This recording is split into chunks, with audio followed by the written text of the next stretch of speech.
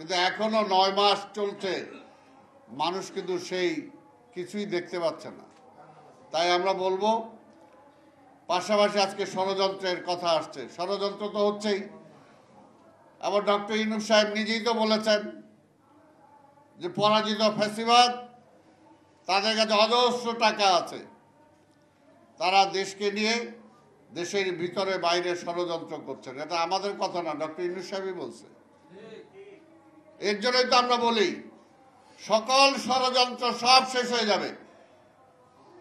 আপনি নির্বাচন দেন, নির্বাচিত সরকার আসুক, তারপরে দেখবেন যে দেশটা কিভাবে চলে আর ষড়যন্ত্রকারীরা কোথায় থাকে। ঠিক।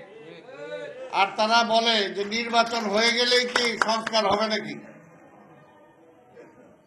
গ্যারান্টিটা কি? কারা গ্যারান্টি চায়? যারা গ্যারান্টি চায় তারা তো এই দেশের রাজনীতির সাথেই সম্পৃক্ত না। এই দেশের কোনো দুঃসময়ে তাদেরকে পাওয়া যায় না। তারপর আমরা বলি হ্যাঁ, গ্যারান্টি বিএনপি দিতে পারে। সংস্কারের জন্য বেগম খালেদা জিয়া প্রধানমন্ত্রিত্ব ছেড়ে দিয়েছেন।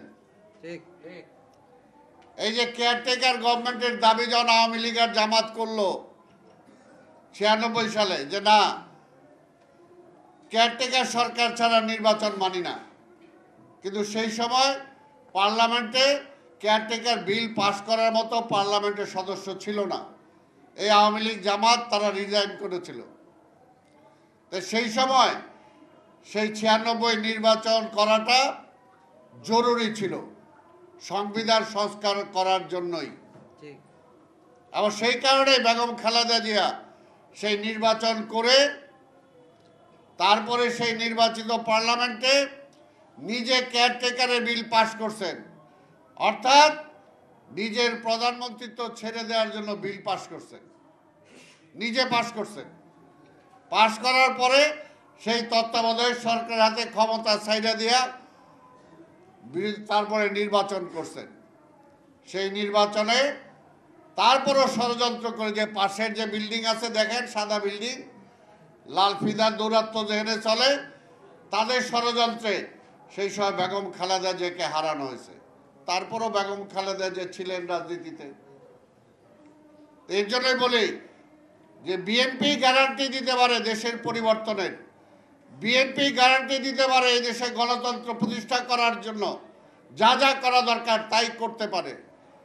ওটা আওয়ামী লীগ আর বিএনপি এক না।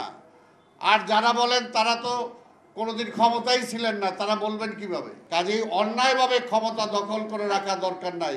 আমরা বলি, অনেকে বলে 5 বারে বা এটা তো একটা অন্তর্বর্তীকালীন সরকার, ইন্টেরিয়াম গভর্নমেন্ট, নামটাই ইন্টেরিয়াম গভর্নমেন্ট। তারা আবার বেশি দিন থাকে কিভাবে? বেশি দিন থাকার তো সুযোগই নাই। কাজে যতটুকু সময় আছে এই সময়ে যত ভালোভাবে বিদায় নিতে পারবে ততই মঙ্গল। আর ক্ষমতার লোভ যদি একবার পাওয়া যায় তাহলে কিন্তু শেখ হাসিনা।